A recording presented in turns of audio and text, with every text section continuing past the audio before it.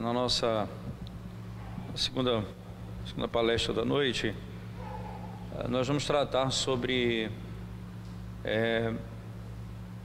quem é o moço com que a moça deve casar, quem é o rapaz que a moça deve casar. Um dos pontos centrais, irmãos,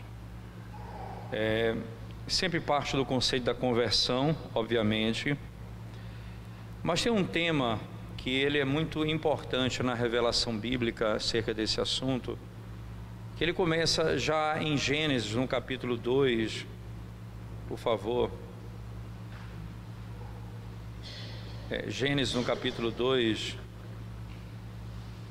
você tem um tema que percorre toda a Escritura Sagrada, não é? A partir do versículo 22 do capítulo 2 de Gênesis, diz assim: e a costela que o Senhor Deus tomara ao homem, transformou-a numa mulher e lhe a trouxe. E disse o homem: esta afinal é osso dos meus ossos e carne da minha carne, chamar-se-á varoa, porquanto do varão foi tomado. Por isso deixa o homem pai e mãe e se une à sua mulher, tornando-se os dois uma só carne. Só para que você entenda aqui, irmãos, nós vimos que a conversão, ela parte de um conceito claro de que eu deixo, não é, meu pai, minha mãe, minha vida, meus bens, não é, esse mundo por causa de Cristo. Mas isso é de maneira muito clara demonstrada primeiramente pelo marido, isto é, por aquele que é o cabeça. Essa é a primeira revelação dele na história. Quando a Bíblia fala do homem e do casamento, a primeira coisa que ele deixa claro na maneira como isso vai acontecer é que o homem vai deixar pai e mãe e se unir à sua mulher. Então, esse homem é aquele que deixa para se tornar uma só casa, uma só família, uma só carne com a sua esposa. Esse homem, então, ele é marcado por um princípio claro de autonomia. Ele é aquele que vai deixar sua parentela e vai constituir uma nova família. Esse homem é que vai prover para sua casa, é que vai sustentar a sua casa, é que vai ser o que vai não apenas prover fisicamente, economicamente, mas espiritualmente, culturalmente, ele provê para a sua casa. Mas esse tema, deixa o homem pai e mãe, é uma lógica de toda a revelação.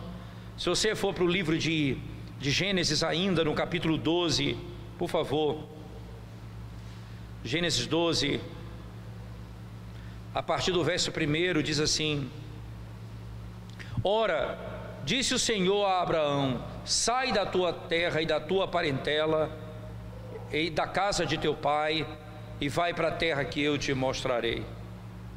E de ti eu farei uma grande nação e te abençoarei e te engrandecerei o nome. Se tu uma bênção, abençoarei os que te abençoarem e amaldiçoarei os que te amaldiçoarem. Em ti serão benditas todas as famílias da terra. A primeira característica de Abraão é: sai da tua terra e da tua parentela e vai para uma terra que eu te mostrarei.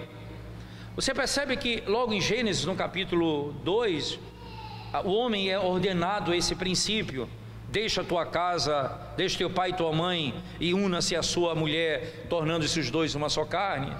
No chamado de Abraão, para que ele seja servo e o cabeça de toda uma descendência, o pai da fé, a ordem é como de um casamento: sai da tua terra e da tua parentela e eu vou te dar uma terra e um povo.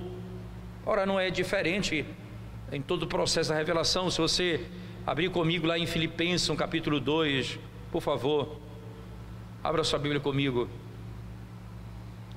Filipenses capítulo 2, verso 5 em diante.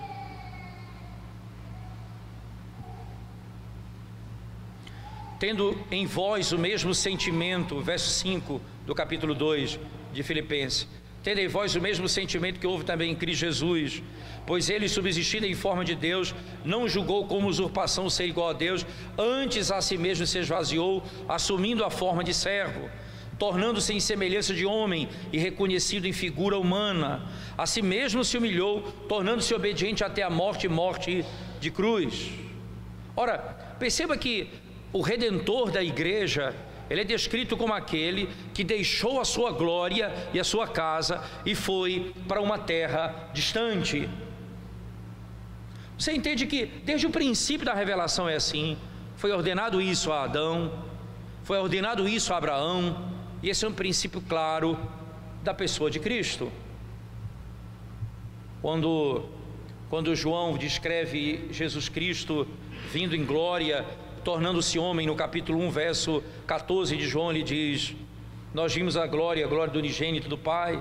E na sequência no texto ele vai dizer: porque o Verbo se fez carne e habitou entre nós. No princípio era o Verbo estava com Deus, o Verbo era Deus, e o Verbo se fez carne e habitou entre nós. Essa é uma característica inequívoca daquele que vai ser o marido, isto é, o cabeça, é aquele que deixa para poder se unir. Deixa a sua casa, a sua parentela, deixa a sua glória e vai ao encontro daquela que Deus lhe deu. É uma atitude interessante, porque isso tem a ver diretamente com o conceito da própria salvação em si. Por isso que o homem é conhecido como aquele que é o cabeça, e nesse sentido ele representa Cristo. Quando Paulo diz assim: marido, amai a vossa esposa como Cristo amou a igreja. Não é? Como Cristo amou a igreja. Como é que Cristo amou a igreja? Ele deixou a sua glória e se tornou uma só carne. E você imagina o Deus que se fez carne, o Deus que se fez homem. Esse é o princípio claro para que salvasse os irmãos, os que também têm carne e sangue. Ele veio redimir, ele se torna como eles. O que é exatamente o marido que você busca? O que ele tem de deixar? Qual é a lógica desse princípio? O que esse homem tem de deixar para ser o cabeça do seu lar? O que você já deixou nessa vida? Você já parou para perguntar se a pessoa com quem você vai casar, o que ele já deixou nessa vida por causa de Cristo? O que ele foi capaz de abandonar por causa do Evangelho? Tem um jovem que eu tenho acompanhado já há algum tempo, e um homem extremamente preparado, muito preparado. Ele se formou em engenharia, uma especialidade da engenharia, uma área específica voltada hoje para a questão hoje de produção de carro, e antigamente chamava mecatrônica, né? Hoje está mais ligado à questão de associado ao trabalho de carro, de manutenção a engenharia. Hoje mudou o termo, mas antigamente era conhecido como mecatrônica. Hoje ela mudou a terminologia, pelo menos lá em Recife. A engenharia hoje já não tem o nome mais de mecatrônica. Mas esse cidadão, esse jovem, ele estudou, se formou em mecatrônica, muito bem sucedido, passou 1 ano e meio nos Estados Unidos, se preparando, voltou para o Brasil. Antes de terminar o curso, passou mais 1 ano e meio na Itália, trabalhando na Fiat, estudando na Fiat, né? Estudando com os melhores engenheiros na área.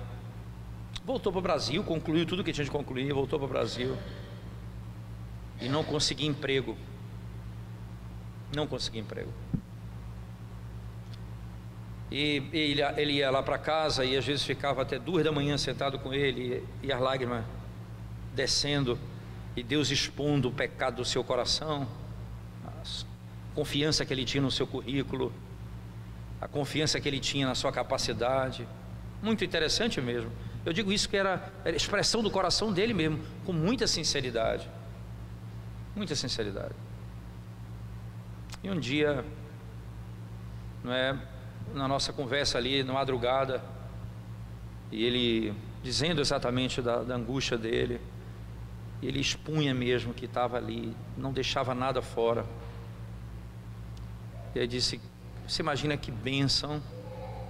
Eu disse a ele: que bênção você poder ser tratado por Deus. Se você fosse trabalhar logo quando você chegou da sua faculdade e dos seus estudos, você tinha certeza que o teu currículo e o teu braço lhe deu emprego. Hoje, se o Senhor te der o emprego, você não vai ter dúvida que foi a misericórdia de Deus que te concedeu tão grande benefício. No outro dia, ele me liga dizendo que a empresa para a qual ele foi estudar na Itália havia chamado aqui no Brasil para ele trabalhar. No outro dia já foi chamado e ele me liga dizendo: pastor, eu só estou com uma angústia no meu coração. O que é, irmão? É que esse meu trabalho envolve trabalhar todo dia do Senhor e eu não estou disposto a deixar de ir para a casa de Deus por causa de um emprego.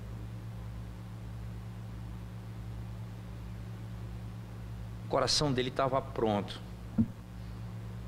tinha sido trabalhado pelo Senhor. Ele estava pronto para deixar o que ele mais queria, um emprego, porque ele queria casar. Então nós conversamos, ele foi à empresa e chegou a negociar com a empresa, e graças a Deus ele não está trabalhando no dia do Senhor, conseguiu, mas ele foi, e se permanecesse naquela estrutura, ele iria rejeitar o que ele tanto queria por causa do Senhor. Esse menino namora com uma moça da minha igreja. Eu disse para essa moça: esse menino está pronto para casar, mesmo sem emprego, porque ele está pronto para deixar qualquer coisa por causa de Cristo. Por causa de Cristo. Quem é o rapaz que você deseja casar? É aquele que deixa qualquer coisa por causa de Cristo. O que você espera de um homem? O que você espera de um homem? A primeira coisa que você tem de notar nesse homem é a disposição dele de deixar. Não é aquilo que ele vai adquirir, não é aquilo que ele vai possuir, é o que ele está disposto a perder por causa da glória do Evangelho de Cristo. A honra dele, o nome dele, o sustento dele, a marca específica que começa a história do casamento é: deixa teu pai e tua mãe, deixa o conforto do teu lar, deixa a tua casa, deixa de ser menino, deixa de ser sustentado pelos outros e vai sustentar a tua casa.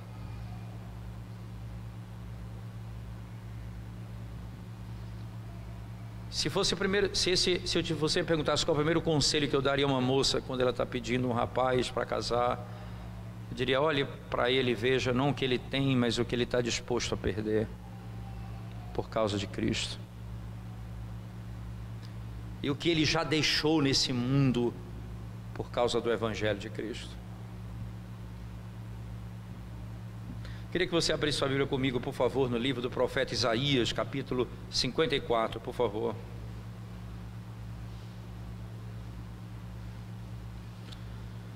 Isaías 54.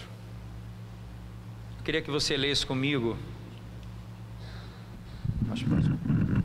Ok. Tá ótimo. Obrigado. A partir do verso 1.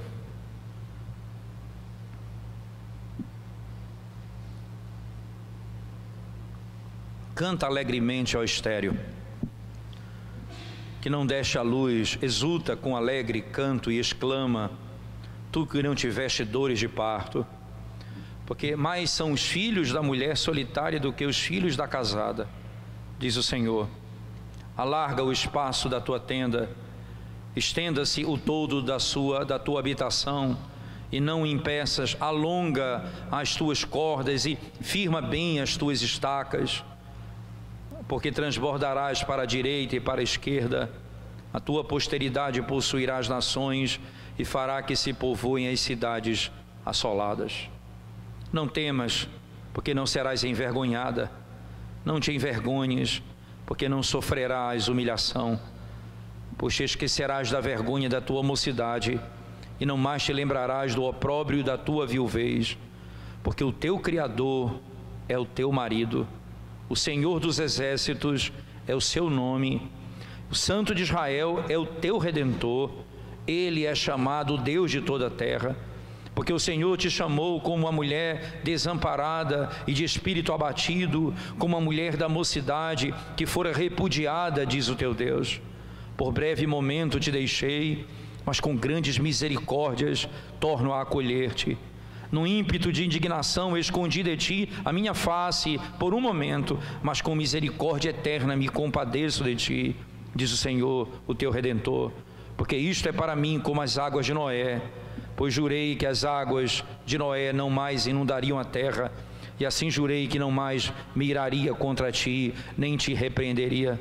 Porque os montes se retirarão, os outeiros serão removidos, mas a minha misericórdia não se apartará de ti, e a aliança da minha paz não será removida, diz o Senhor, que se compadece de ti. Ó tu aflita, arrojada com a tormenta e desconsolada, eis que eu assentarei as tuas pedras com argamassa colorida, e te fundarei sobre safiras. Farei os teus baluartes de rubis, as tuas portas de carbúnculos e toda a tua muralha de pedras preciosas. Todos os teus filhos serão ensinados do Senhor, e será grande a paz de teus filhos. Serás estabelecido em justiça, longe da opressão, porque já não temerás, e também do espanto, porque não chegará a ti.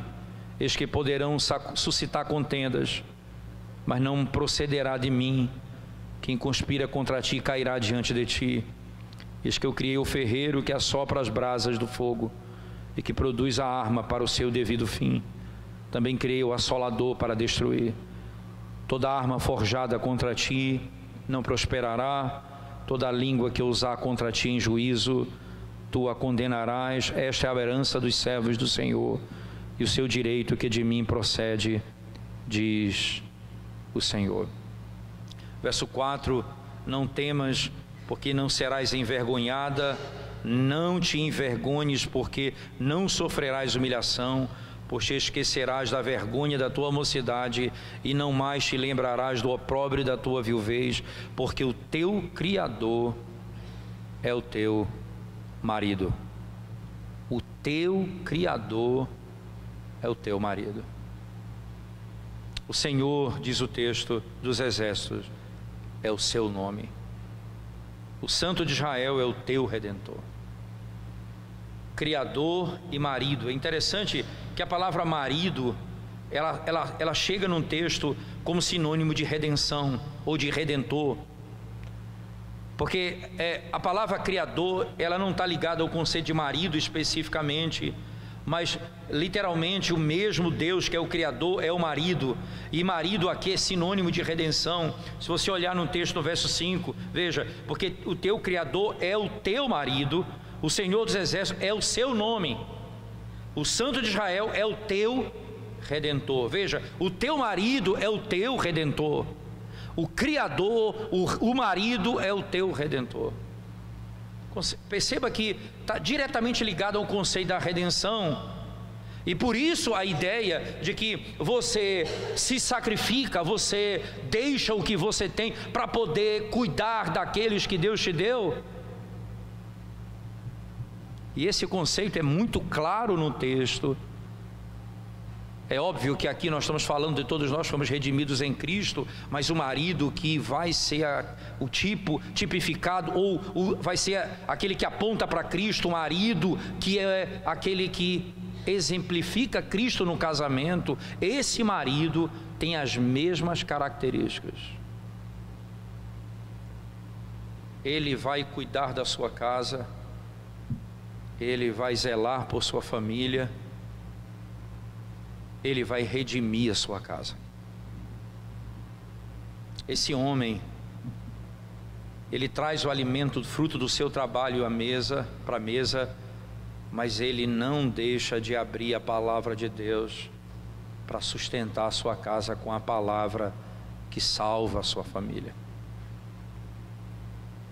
É essa palavra que redime o pecador. É Ele que ensina a sua família, Ele que instrui os seus filhos, Ele que exorta a sua esposa, Ele que disciplina os seus filhos, segundo a palavra de Deus. Esse homem, ele é descrito como redentor. O teu marido, que figura interessante, o teu Criador é o teu marido.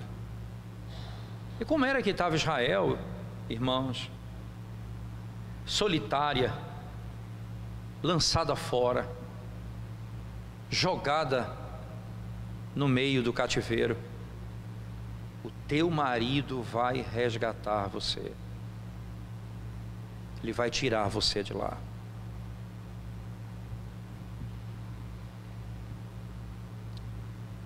Tem lugar para criança ou para infantilidade necessariamente quando se fala em casamento. As crianças, elas aprendem com os pais. O homem, o menino em casa aprende com o pai a ser homem. E ele, quando crescer, ele vai aprender em casa como ele vai tirar uma moça da casa dos pais dela, segundo a palavra, para poder dar a ela vida, sustento, alimento, cuidado. Não tem espaço para criança nesse trabalho. A criança vai aprender. Por isso o casamento, a constituição da família é com base naquele que tem condições não apenas de fazer filhos, mas de proteger e de cuidar. Deus, quando é chamado de marido no texto, ele é descrito como aquele que vai redimir Israel do cativeiro. Ele é o redentor de Israel.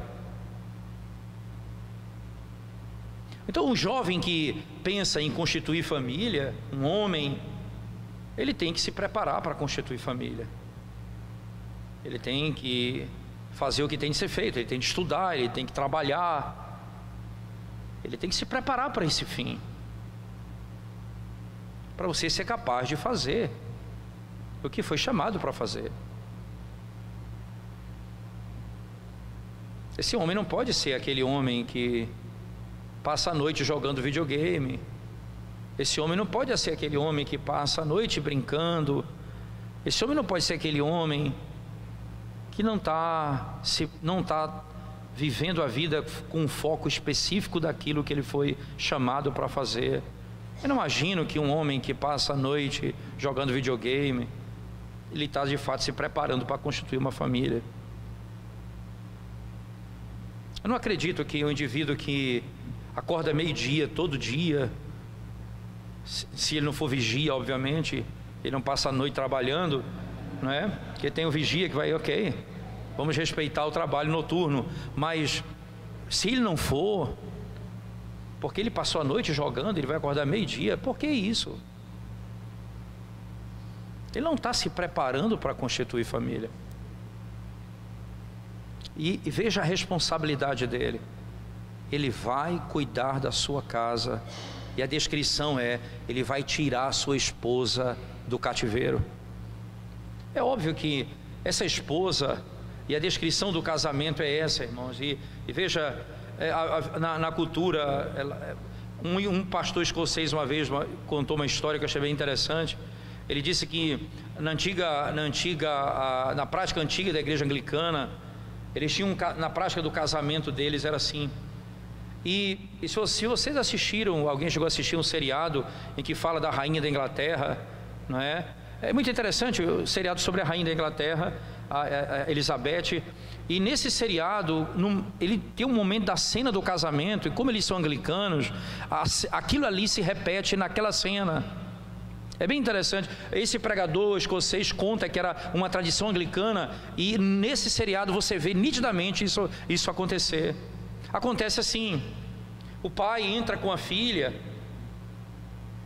e então, quando ele chega na porta da igreja, antes de entregar a filha para o noivo, o pastor que está fazendo a cerimônia pergunta: a quem você vai entregar a sua filha para ser cuidada? A quem você entrega a sua filha? Então o rapaz diz: sou eu que vou tomar conta dela. E ele vai e entrega a filha, dá um beijo na testa e entrega a filha para o rapaz. Você sabe que imagem é essa, irmãos? Deixa eu descrever para você melhor. Na eternidade, Deus amou a igreja. Não pense você que Deus nos amou porque Cristo morreu por nós. Cristo morreu por nós porque Deus nos amou. O amor de Cristo e o amor do Pai são revelados ali, porque muita gente acha que Deus não nos amou, só nos amou porque Cristo morreu. Ele amou a igreja e disse: quem vai cuidar dela? Quem que vai tirá-la da morte? Quem que vai redimi-la? Ela está destruída no cativeiro. Quem vai cuidar dessa igreja? Então o filho disse: eu vou me fazer servo. Nas tuas mãos eu entrego a minha igreja. Jesus Cristo diz no Evangelho de João: nenhum daqueles que o Pai me deu. Você imagina, o Evangelho é maravilhoso, ele é assim. A gente sempre vê assim, o grande presente que Deus nos deu o seu Filho, mas nós nos esquecemos que nós somos um presente de Deus para Jesus Cristo. Ele diz: a igreja que tu me deste.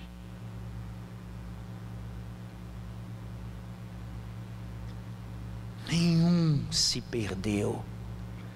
Eu cuidei de todos eles. Foi por eles que eu me santifiquei. Foi por eles que eu dei minha vida. Foi por eles que eu busquei a tua face. Foi por eles que eu guardei toda a tua lei. Foi por eles que eu fui esmagado. Eu lembro de Isaías 53, do verso 10 em diante, quando o profeta diz assim: agradou a Deus moê-lo. Que texto interessante. Agradou a Deus moer o filho. Por que isso? Porque só depois da morte do filho, que alegria teria um pai de ver o seu único filho esmagado, moído, por uma única razão: que no final do sofrimento do seu filho, aqueles a que ele amou antes de toda a eternidade teriam seus pecados perdoados. Na sequência do texto diz ainda: quando ele viu, Jesus Cristo, o penoso trabalho das suas mãos, ele se alegrou.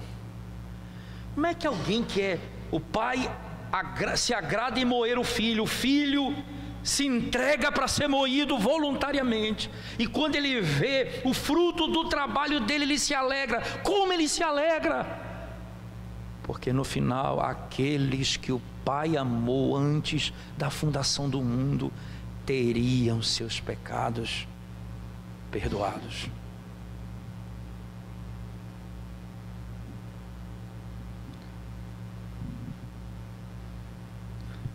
A quem eu entrego a minha igreja?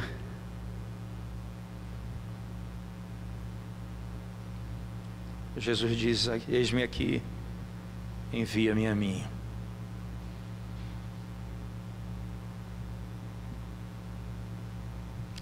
O pai que cria sua filha como uma princesa em casa. Eu sei o que é isso. Eu tenho uma menina, eu tenho uma filha em casa que crio como uma joia. Quero vê-la servir, quero ver minha filha servindo ao Senhor. É o desejo do meu coração.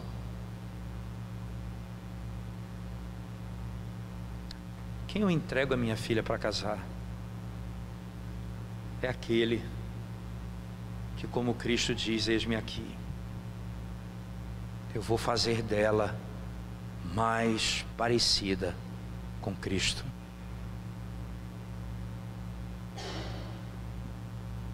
Todo o meu trabalho, todo o fruto do meu trabalho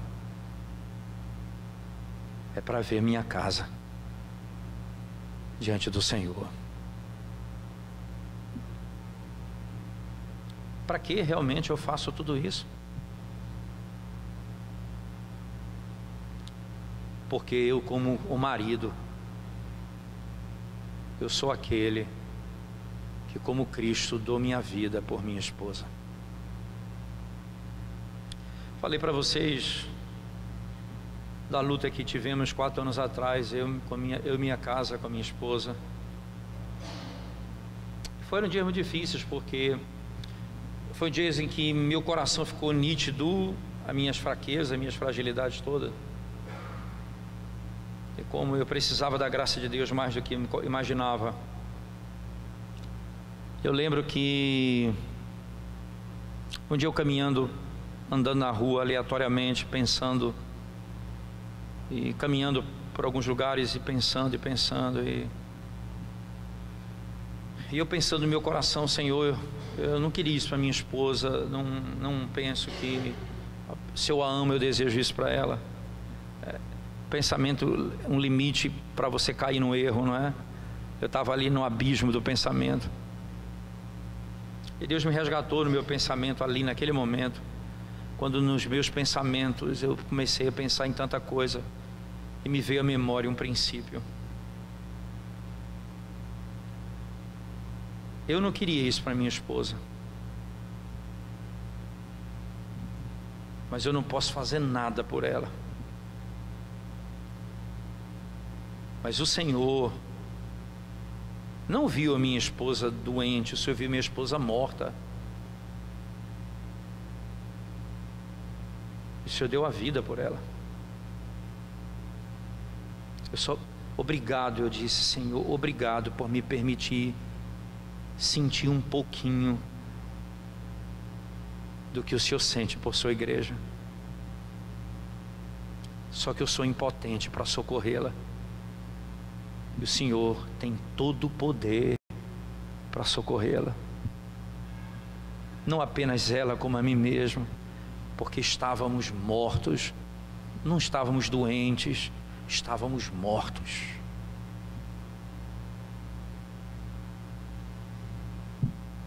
E a minha angústia e meus pensamentos no período era muito intrigante, porque uma das coisas que eu pensava demais era: será que eu estou pronto para entregar minha esposa a Cristo? Ah, meu Deus, o que eu fiz para fazê-la mais parecida com o meu Senhor? Que tempo eu gastei com ela em oração para fazê-la mais parecida com Cristo? Como foi que eu a recebi? E como que eu a entrego?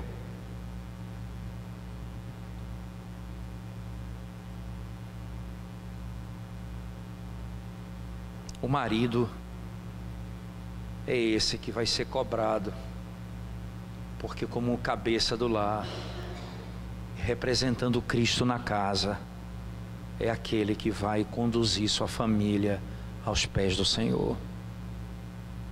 Ele é o sacerdote que faz a santa convocação.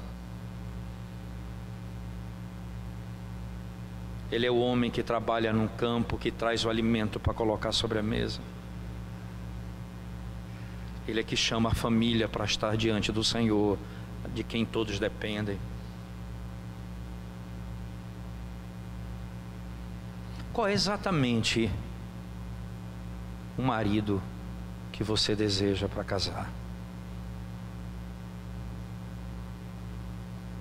Esse homem que precisa parecer com Cristo. O próprio Deus diz: o teu Criador, Ele é o teu marido. Ele é o teu marido. Nós temos a consciência de que essa é uma missão que Deus nos deu. Deus nos deu uma igreja tão pequena para cuidar. A minha esposa e meus filhos. Deu a você, sua esposa e seus filhos. Daí, moça, preste atenção nisso. Se o teu marido, um homem que você quer, não é aquele que vai deixar o mundo por Deus, a sua glória por causa do Senhor, que não é esse que vai deixar, até mesmo depois de lutar por um emprego que vai tirá-lo da presença de Deus, e ele diz: eu abandono isso por causa de Cristo. Se não é esse o marido que você deseja, se o teu marido não está disposto a isso, se o homem que você busca para casar não tem essa perspectiva, você está buscando um ídolo para satisfazer o teu coração. E aí eu vou só dizer isso para você de modo muito objetivo: é por isso que tantos casamentos mistos acontecem na igreja, e são muitas moças casando com homens descrentes. Por quê? Porque elas não estão buscando alguém que, como Cristo, vai cuidar da alma dela. E aí eu recebi um dia uma moça no gabinete. Essa moça, que por conta disso deixou a igreja. Deixou a igreja porque nós nos preocupamos com ela. Um dia, de família toda descrente, ela foi salva, e essa moça fez a profissão de catecismo, a classe catecúmena da nossa igreja, foi batizada, fez a pública profissão de fé. Uma moça universitária, muito inteligente. Um dia, aos sábados, eu me reúno com os jovens. Nós estamos lendo as Institutas de João Calvino já por quase 3 anos, todo sábado. E eu lembro que num sábado ela trouxe um rapaz bem cabeludão assim, sentou do lado dela. Achei estranho aquilo, mas não me preocupei muito. No outro sábado, no domingo, ele veio. Depois eu soube que eles estavam namorando. Então eu chamei os dois no gabinete, os dois, literalmente os dois. Por que vocês estão namorando? O que está acontecendo? Quem é você? Como é seu nome? Aí ele disse: meu nome é fulano de tal. E quem é você? Ele disse: eu moro no bairro tal, faço faculdade tal, meus pais não são crentes, minha mãe é espírita, meu pai é católico, eu vou com ela para o espiritismo, respeito todas as religiões. Aí eu disse para ele: o pai dessa moça não é crente, é um homem honrado, eu tenho respeito por ele, mas é uma crente. Eu sou responsável por ela, eu sou o pai dela espiritual, e eu preciso lhe dizer uma coisa muito clara: eu desautorizo você a namorar com a minha filha. Aí ele se assustou e olhou meio assim de lado para mim, meio bicudo. Eu disse: você não pode namorar com a minha filha, você é inadequado para namorar com ela. E ela regalou o olho, ela não esperava que eu fosse falar isso também. E ele disse: pastor, o senhor está enganado, o senhor está enganado. Para mim, ela vir para a igreja é muito bom, eu gosto até, eu não tenho problema com religião nenhuma. Eu falei: está aí uma razão, mais uma pela qual não pode namorar com você, porque você não sabe nem para onde está indo, vai levar ela para onde?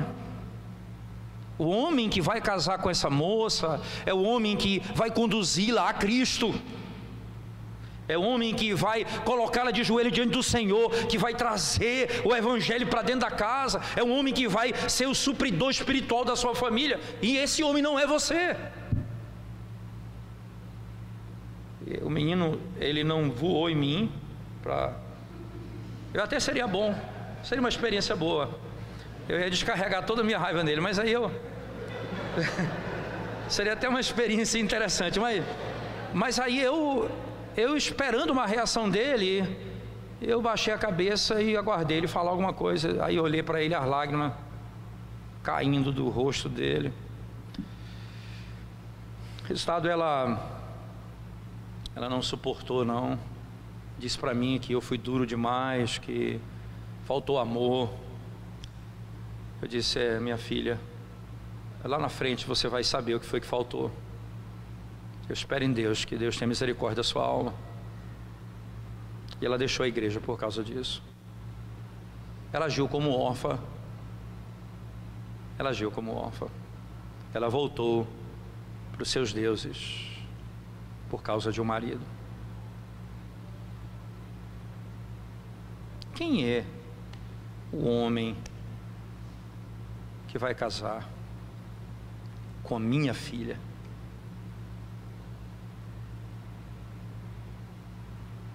Outro dia, uma moça chegou na igreja namorando com um rapaz já de certa idade, descrente também.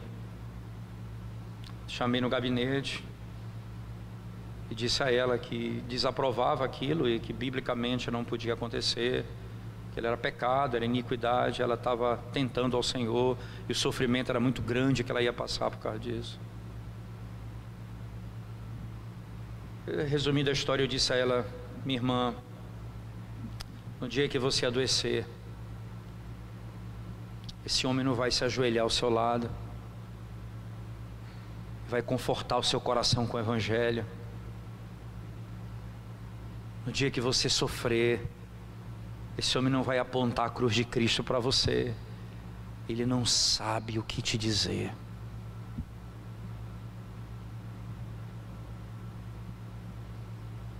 Deixa esse homem. Porque nós não buscamos esse casamento, isto é, o homem que essa moça vai casar é um homem que representa Cristo. Logo, você está imaginando o seguinte, preste bem atenção nisso. Você, moça, que vai casar com um rapaz que não representa Cristo, não tem ele o evangelho no coração, esse homem, ele vai ser o cabeça do seu lar, e você vai ser governada por um homem que odeia a Cristo. A W. Pink diz assim: você é filho de Deus. Ela diz para uma moça: você, moça, é filha de Deus, e você casa com um homem que é filho do diabo. A W. Pink continua: o teu sogro é Satanás. Você é filha de Deus e casa com um homem cujo pai é o diabo. Ele diz: o teu sogro é Satanás.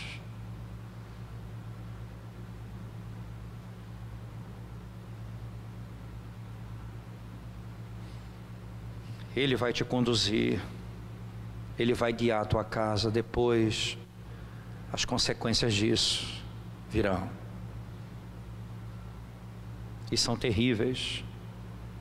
Porque lembra, e aqui nós partimos para o encerramento, lembra que aquele que deixou sua glória e veio resgatar sua igreja, que estava morta, não apenas enferma, morta nos seus delitos e pecados, ele vai trazê-la de volta à presença do Pai.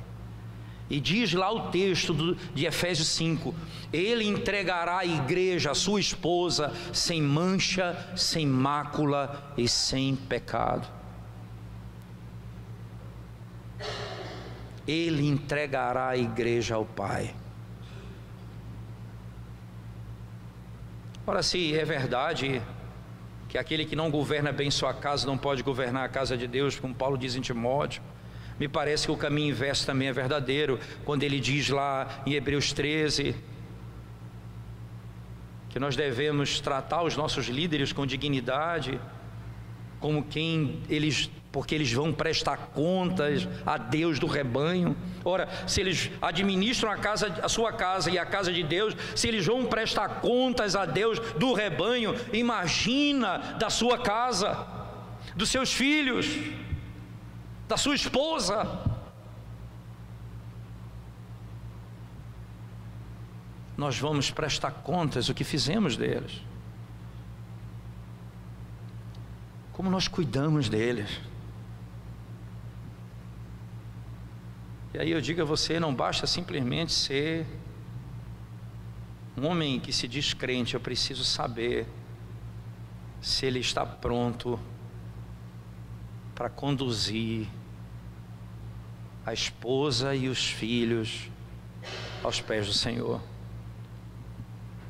É óbvio que ele tem que muito aprender, nossa vida é um contínuo aprendizado, nós perdemos, nós fracassamos em muitas coisas, mas um dos ensinamentos que nós temos a dar à nossa casa é pedir perdão pelos nossos próprios pecados, é confessar os nossos pecados à esposa, é quando exagerarmos na disciplina, sabermos pedir perdão. Nós ensinamos os nossos filhos que eu, como marido, eu também dependo de Cristo como eles dependem. Eu não vou conseguir fazer o meu papel se não for a graça do Evangelho de Cristo. E quando falharmos, nós temos o nosso marido, nosso advogado, o justo, que perdoa os nossos pecados e nos purifica de toda a iniquidade. Quem é o rapaz que vai casar com a minha filha?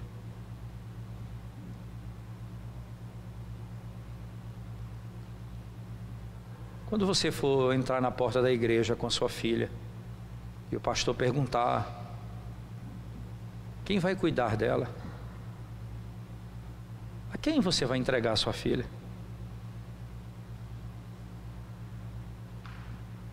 Deus entregou a sua igreja nas mãos de Cristo, o seu único Filho. A quem você entregará sua filha? Alguém que ame a Cristo acima de todas as coisas, está disposto a deixar a glória desse mundo por causa de Cristo. Esse é o homem que vai cuidar da minha filha. Vamos orar ao Senhor mais uma vez. Senhor Deus, cheio de bondade e misericórdia, nós sabemos, Senhor, que temos falhado muito no nosso papel. Clamamos ao Senhor que tenha misericórdia da nossa casa. Quando olhamos para os nossos filhos, Senhor, e podemos vê-los no caminho do Senhor, jamais nós podemos dizer: como eu fiz um trabalho bom, porque em sã consciência nós nunca diremos isso. Nós diremos: como o Senhor é bom,